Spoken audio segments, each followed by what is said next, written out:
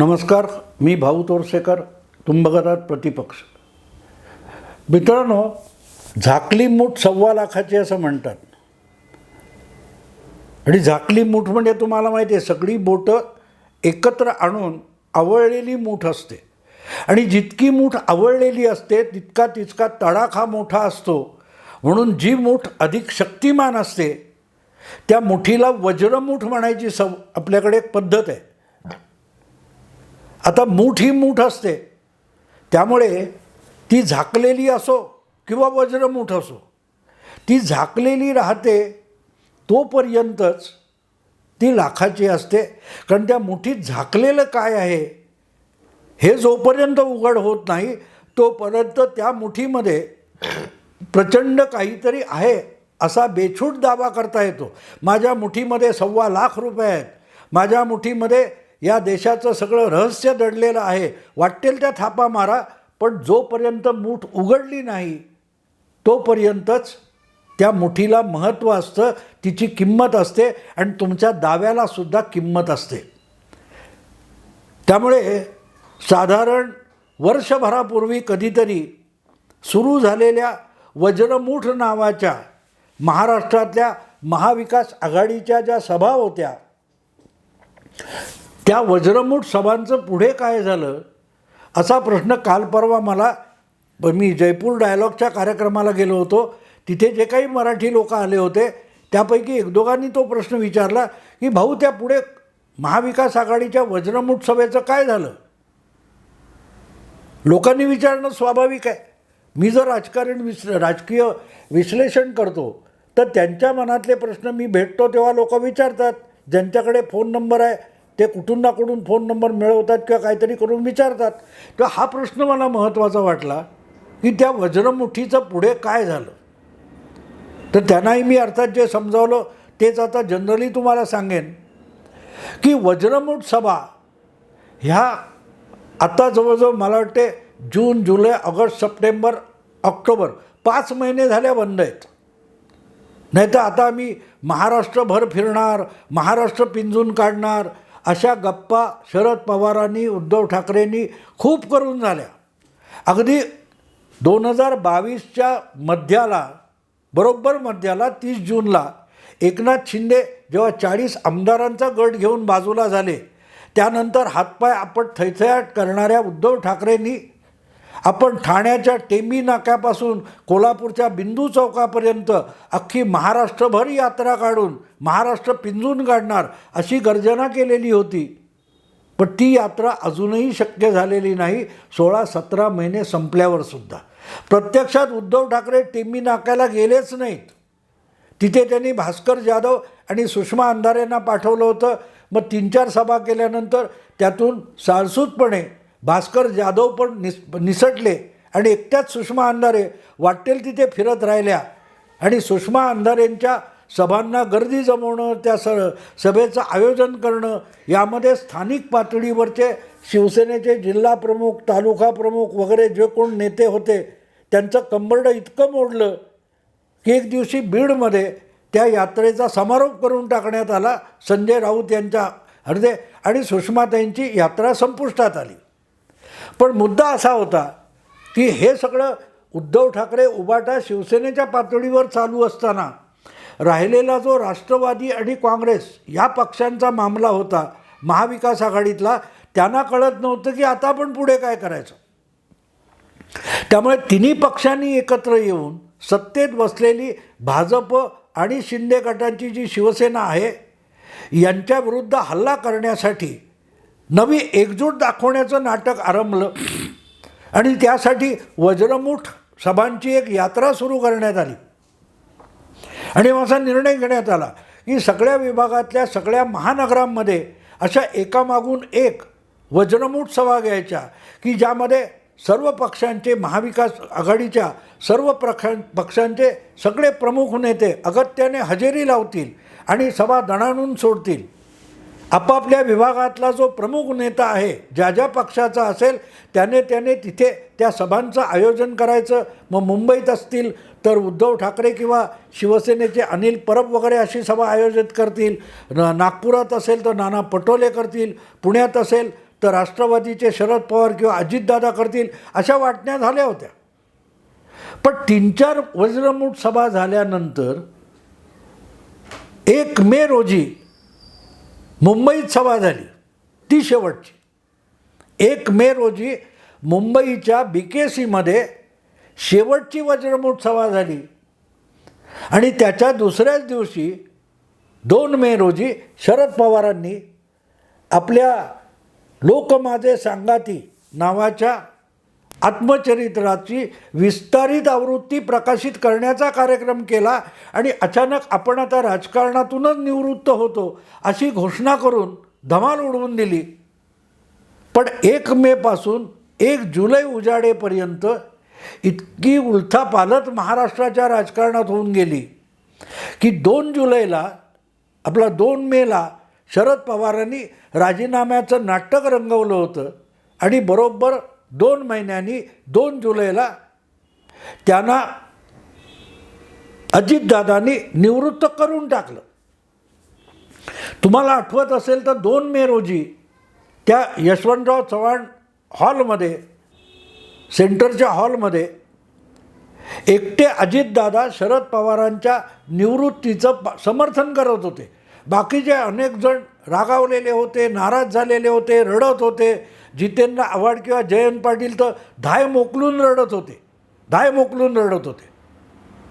पण एकटे अजितदादा त्या निवृत्तीचं समर्थन करत होते आणि पक्षाला नवं नेतृत्व मिळावं आणि त्याचं संगोपन जोपासना खुद्द पवारसाहेबांनी करावी असा आग्रह धरून अजितदादा बसले होते.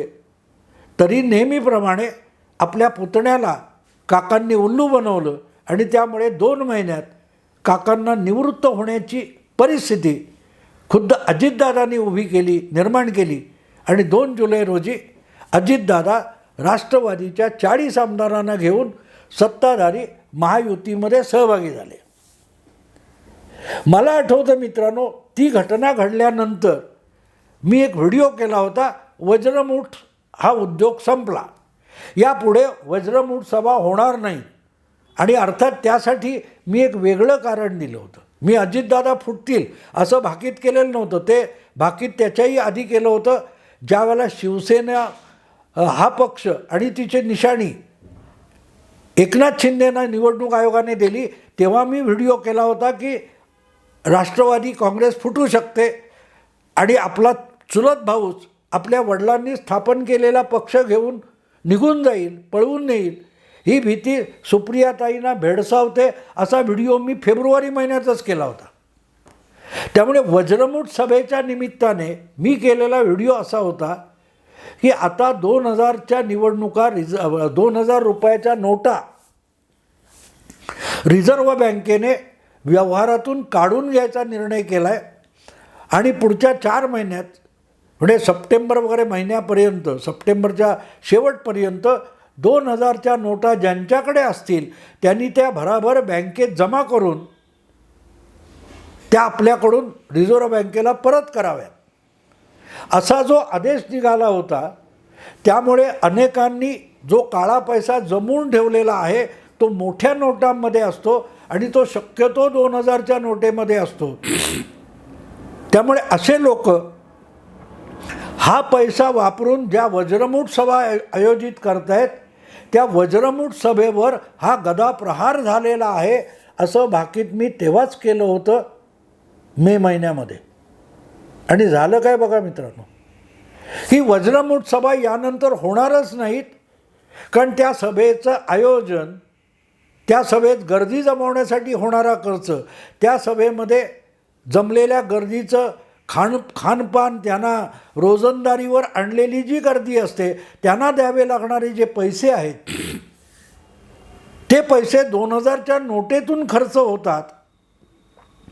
तर त्या 2000च्या नोटा व्यवहारातून काढून घेतल्या जाणारा असतील तर पुढाऱ्यांकडून वज्रमूठ सभेसाठी मिळणारी 2000ची नोट कुठलाही कॉन्ट्रॅक्टर घेणार नाही.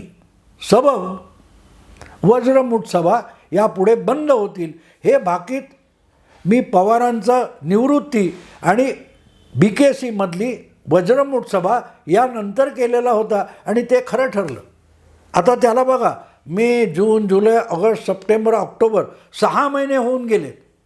6 महिन्यामध्ये तुम्ही महाराष्ट्राच्या कुठल्या शहरामध्ये, जिल्ह्यामध्ये उरलेली जी काय महाविकास आघाडी आहे त्याची वज्रमूठ सभा झाल्याचं ऐकले का? टी व्हीवर कुठच्या चॅनेलवर बघितले का? गायब. वज्रमूठ हा शब्द माध्यम आणि महाविकास आघाडीतले पक्ष विसरूनच गेलेले आहेत. याचं कारण असं आहे की 1 मेला वज्रमूठ सभा शेवटची झाली आणि त्यानंतर बरोबर 60 दिवसांनी ती वज्रमूठ उघडली महाराष्ट्राच्या राजभवनामध्ये, मुंबईच्या राजभवनामध्ये, जिथे अजितदादांनी 40 आमदारांसकट महायुतीत प्रवेश केला, शरद पवारांना नेतृत्वावरून बाजूला केलं आणि अजितदादा उपमुख्यमंत्री झाले. तेव्हा ती वज्रमूठ उघडली गेली आणि निघालं काय? शून्य. महाविकास आघाडीची वज्रमूठ सांगितली जात होती. त्याच्या आधीच त्यातून शिवसेनेचे 40 आमदार वेगळी चूल करून वेगळे झालेले होते. शिंदे गट बाजूला झाल्यानंतर वज्रमूठ सभा सुरू झाल्या होत्या. पण ती वज्रमूठ इतकी आवळून घेतली गेली की त्या वज्रमुठीत फसलेले अजितदादा, दिलीप वळसे पाटील, सुनील तटकरे या लोकांची इतकी घुसमट झाली की त्यांना मिळेल त्या फटीतून वज्रमुठीच्या बाहेर पडावं लागलं. आणि 2 जुलै रोजी हे सगळे थेट राजभवनात पोचले आणि वज्रमूठ उघडली गेली. आता त्या वज्रमुठीमध्ये राहिलं आहे काय? तर फक्त काँग्रेस पक्ष, म्हणजे महाराष्ट्रातला काँग्रेस पक्ष. काँग्रेसच्या नेतृत्वाखाली, राहुल गांधींच्या नेतृत्वाखाली जी आघाडी तयार होते त्या आघाडीमध्ये फक्त काँग्रेस पक्ष असतो. बाकीची फक्त दाखवायची बोटं असतात. ही जी बोटं असतात मित्रांनो, ही अशी आवळली की मूठ तयार होते. पण त्या मुठीच्या आत काय असतं याचा विचार करा. कधी एखादा नोट असेल, कधी एखादा खाऊ असेल, कधी एखादं नाणं असेल. पण ते नाणं आणि बोटं यामध्ये फरक असतो. बोटं आवळली की मूठ तयार होते आणि मुठीच्या आत जे असतं ते जगापासून वाचवायला, सुरक्षित करायला मूठ आवळली जाते. आज जी महाविकास आघाडीची वज्रमूठ आहे त्या वज्रमुठीचं संरक्षण फक्त काँग्रेसपर्यंत उरलेलं आहे. कारण शिल्लक राहिलेला अखंड पक्ष 3 पैकी एकच आहे ज्याचं नाव ऑल इंडिया काँग्रेस पार्टी आहे, भारतीय राष्ट्रीय काँग्रेस. ते वगळता ना राष्ट्रवादी काँग्रेस शिल्लक उरली आहे, ना शिवसेना ना शिल्लक उरलेली. कारण त्या मुठीने आपण ज्याला ठोसा मारलं म्हणतो, तो जो ठोसा असतो मारलेला त्याचा आघात जितका समोरच्याला लागतो तेवढाच बोटांना पण लागतो. त्यात जखमी बोटं होतात. वज्रमूठ आवळली आणि कुठे आघात केला तर ती बोटं जखमी होतात. तशी वज्रमुठीची राष्ट्रवादी काँग्रेस आणि शिवसेना नावाची दोन्ही बोटं जखमी होऊन गेलेली आहेत आणि काँग्रेस मात्र सुरक्षित आहे. आणि त्याचं रूप आपण INDIA नावाची जी इंडिया अलायन्स झालेली आहे त्या रूपाने बघू शकतो. 26 पक्ष एकत्र आले. बोलणं सोपं आहे, पण 26 पक्ष एकत्र येऊन लढणारा चेहरा कुठला आहे? तो राहुल गांधी आहे, तो काँग्रेस आहे. UPA देखील 2004 बनली आणि 14पर्यंत केंद्रात सत्तेवर होती. ते सांगायला UPA होतं, पण त्या सरकारमध्ये सगळेच्या सगळं अल्पमतात काँग्रेस असली तरीही सगळे सरकारचे अधिकार हे काँग्रेस पक्षाच्या हाती आणि काँग्रेस पक्षाच्या अध्यक्ष म्हणून सोनिया गांधींच्या हाती केंद्रित झालेले होते. लालू प्रसाद असतील, ममता बॅनर्जी असतील, शरद पवार असतील, यांना सगळी दुय्यम मंत्रिपदं देण्यात आली होती. NDA जी वाजपेयींच्या काळातली होती, 6 वर्ष सत्तेत होती, त्या NDAमध्ये सुद्धा जॉर्ज फर्नांडिस सारखा भाजपत नसलेला एक नेता संरक्षण मंत्रालयासारखं महत्त्वाचं खातं आपल्याकडे घेऊन संरक्षण मंत्री झालेला होता. काँग्रेसपेक्षा वाजपेयींची ताकद जास्त होती खासदारांची, तरीही अवघ्या 16-12 खासदारांचा पक्ष असलेल्या समता पक्षाच्या किंवा जदयूच्या जॉर्ज फर्नांडिसना त्यामध्ये एक महत्त्वाचं मंत्रिपद दिलं गेलं होतं. पण UPAचं सरकार असताना सगळे मित्र पक्ष होते, त्यांना किरकोळ मंत्रिपदं दिली गेली होती, किरकोळ मंत्रिपदं. शरद पवार राष्ट्रीय नेते महाराष्ट्रातले, त्यांना काय दिलं होतं? कृषी मंत्रिपद. आणि नंतरसुद्धा दुसऱ्या टर्ममध्ये त्या कृषी मंत्रालयातलं नागरी पुरवठा खातं वेगळं काढून घेण्यात आलं. फक्त शेती मंत्रालयापुरते शरद पवारांना मर्यादित करण्यात आलं. लालू प्रसाद यादव पहिल्या मंत्रिमंडळामध्ये रेल्वे मंत्री होते. दुसऱ्या मंत्रिमंडळाच्या काळामध्ये UPAला पाठिंबा होता लालूंचा, पण लालूंना मंत्रिपद देण्यात आलं नाही. ममता बॅनर्जी येत जात राहिल्या, पण वेळ आली तेव्हा निदान अभिमान ममता बॅनर्जींनी दाखवला. वेळ आली तेव्हा बंगालच्या मंत्रिमंडळातून काँग्रेसच्या मंत्रिमंडळाची हकलपट्टी केली ममता बॅनर्जींनी. हे लक्षात घेतलं पाहिजे. आणि अगदी ठणकावून सोनिया गांधींना सांगितलं, बंगालमध्ये मला काँग्रेसची गरज नाही, पण केंद्रामध्ये तुम्हाला TMCची गरज आहे. हे सोनियांना खडे बोल ममता बॅनर्जींनी ऐकवले होते. हे मी एवढ्यासाठी सांगतोय मित्रांनो, की वज्रमूठ जेव्हा म्हटलं जातं त्याचंच एक विस्तारित रूप म्हणजे इंडी अलायन्स आहे. त्यामध्ये बाकीचे सगळे पक्ष बोटं आहेत हाताची, ती आवडली की त्याच्या आतमध्ये काँग्रेस पक्ष सुरक्षित राहतो. आणि त्या वज्रमुठीचा आघात केल्यामुळे बाकीच्या पक्षांना रक्तबंबाळ व्हावं लागतं, जखमी व्हावं लागतं. आणि हळूहळू करत सगळ्या पक्षांच्या लक्षात ते यायला लागलेले. म्हणूनच दिल्लीमध्ये आम आदमी पार्टी ही इंडी अलायन्सपासून दुरावलेली आहे. नितीश कुमार तिकडे नाराज आहेत, लालू नाराज आहेत, सगळेच. म्हणायला इंडी अलायन्स म्हणायचं, कारण राजस्थान, मध्य प्रदेश, छत्तीसगड वगैरे ठिकाणच्या विधानसभा निवडणुकीत यांना जवळ घेतलं नाही. त्यामुळे अखिलेश यादव तर खवळला. तो म्हणाला, आम्हाला UP या 80 खासदारांच्या राज्यामध्ये तुम्हाला भागीदारी पाहिजे, पण मध्य प्रदेशमध्ये 29 खासदारांच्या राज्यामध्ये विधानसभेत तुम्ही आम्हाला बरोबर घेणार नसाल तर लोकसभेत आम्ही तुम्हाला काँग्रेसला बरोबर घेणार नाही. मग मला सांगा मित्रांनो, इंडी नावाची आघाडी उरली कुठे? जे त्या महाराष्ट्रातल्या वज्रमुठीचं झालं होतं तेच अखिल भारतीय पातळीवर इंडी अलायन्सचं झालेलं आहे. इंडी अलायन्सची शेवटची बैठक मुंबईत झाली, उद्धव ठाकरे यांच्या यजमानपदाखाली झाली. 1 सप्टेंबर या दिवशी झाली. आता त्याला 70 दिवस उलटून गेलेले आहेत. सप्टेंबर संपण्यापूर्वी राज्यातलं जागा वाटप उरकून घ्यायचं असा निर्णय झाला होता, पण विधानसभेचं सुद्धा जागा वाटप होऊ शकलं नाही. आणि होता होता इंडी आघाडीची विधानसभा पातळीवर शकलं उडालेली आहे. स्टालिन आपलं काहीतरी करतायत, ममता आपलं काहीतरी करतायत, अखिलेश आपलं काहीतरी करतोय. इंडी अलायन्स कुठे आहे त्याचा पत्ता कोणी सांगू शकेल का? 1 मे रोजी BKCमध्ये जी शेवटची वज्रमूठ सभा झाली, त्या महाविकास आघाडीची वज्रमूठ आता कुठे आहे? कोणाला आठवते तरी? वज्रमूठ हा शब्द विसरून गेलो आपण. ही दुर्दशा आहे. आणि लोकसभा निवडणूक 6 महिन्यावर येऊन ठेपलेली आहे.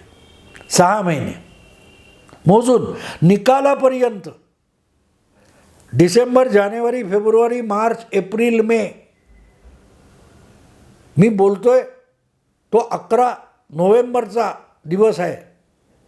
11 मे रोजी कदाचित शेवटून दुसऱ्या मतदानाची फेरी पार पडलेली असेल.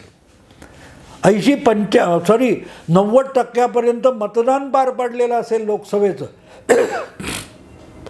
आणि आज कोणाला वज्रमुठ सभा आठवत नाही आहे, इंडिया अलायन्स नेमकी कुठे आहे कोणाला सांगता येत नाही. असो मित्रांनो, तुमच्यासमोर एक गोषवारा मांडला. आवडलं लाईक करा, शेअर करा, सबस्क्राईब करा. नमस्कार.